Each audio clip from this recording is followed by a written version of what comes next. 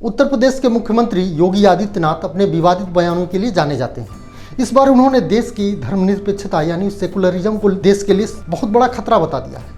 योगी ने कहा कि सेकुलरिज्म शब्द यानी धर्मनिरपेक्षता भारत की समृद्ध परंपराओं को आगे बढ़ाने और वैश्विक मंच पर स्थान दिलाने में सबसे बड़ी बाधा और खतरा है। मुख्यमंत्री योगी आदित्यनाथ ने यह बात गत शनिवार को रामायण विश्व महाकोश की पूर्व पीठिका के विमोचन के अवसर पर अयोध्या में संत गाड से प्रेक्षागृह में आयोजित एक कार्यक्रम में कही। इस कार्यक्रम में योगी आदित्यनाथ ने क्या कुछ कहा, आइए इसका कुछ अंश आपको पढ़कर सुनाते हैं।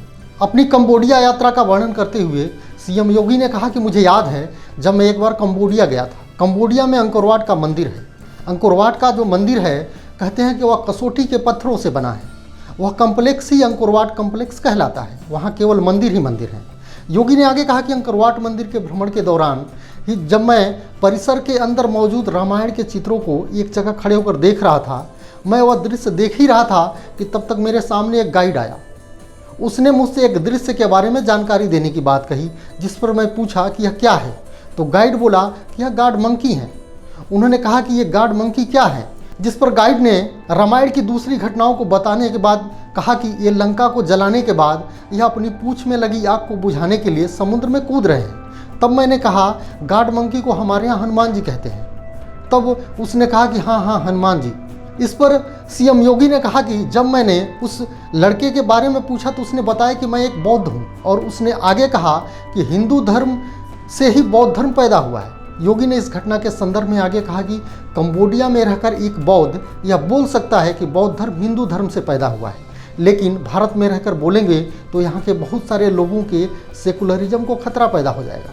ये सेकुलरिज्म जो शब्द है यह सबसे बड़ा खतरा है। भारत की इन समृद्ध परंपराओं को आगे बढ़ाने और वैश्विक मंच पर उसे एक स्थान मिल सके, उसे वहाँ प्रस्तुत करने में जो सबसे बड़ी बाधा है वह यही है।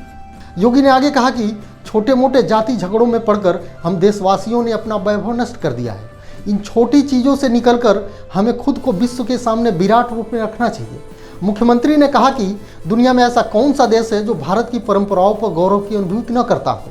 इंडोनेशिया से लेकर थाईलैंड, लाओस, कंबोडिया, ये सभी देश बहुत विश्वास के साथ भारत की परंपरा और संस्कृति के साथ जुड़े हैं। रामायण के विश्व महाकोश के बारे में बोलते हुए सीएम योगी ने कहा कि यह कोश हमें अयोध्या जाने के लिए बाध्य तो करेगा ही, साथ ही यह विज्ञान और अध्यात्म के अनछुए पहलुओं से भी हमें परिचय कराएगा।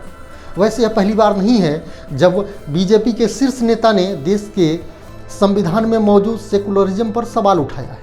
इससे पहले प्रधानमंत्री नरेंद्र मोदी भी इस पर सवाल उठा चुके हैं।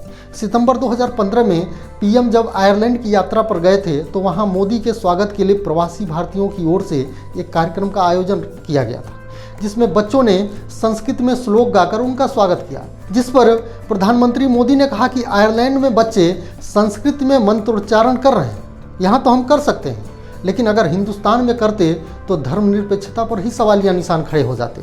जिसके बाद प्रधानमंत्री की इस टिप्पणी की कांग्रेस सहित देश के कई विपक्षी दलों ने तीखी आलोचना की थी। बता दें, दुनिया भर में सरकारी कार्यक्रमों में धार्मिक प्रार्थनाओं और संदेशों को शामिल किया जाता रहता है। इससे सरकारों के चरित्र पर कोई असर नहीं पड़ता, क्योंकि उनकी नीयत साफ होती है। लेकिन यहाँ असली सवाल प्रार्थना का नहीं है, नीयत का है। यह वीडियो आपको कैसा लगा हमें कमेंट कर ज़रूर बताएं, और अच्छा लगे तो लाइक, शेयर, सब्सक्राइब करें।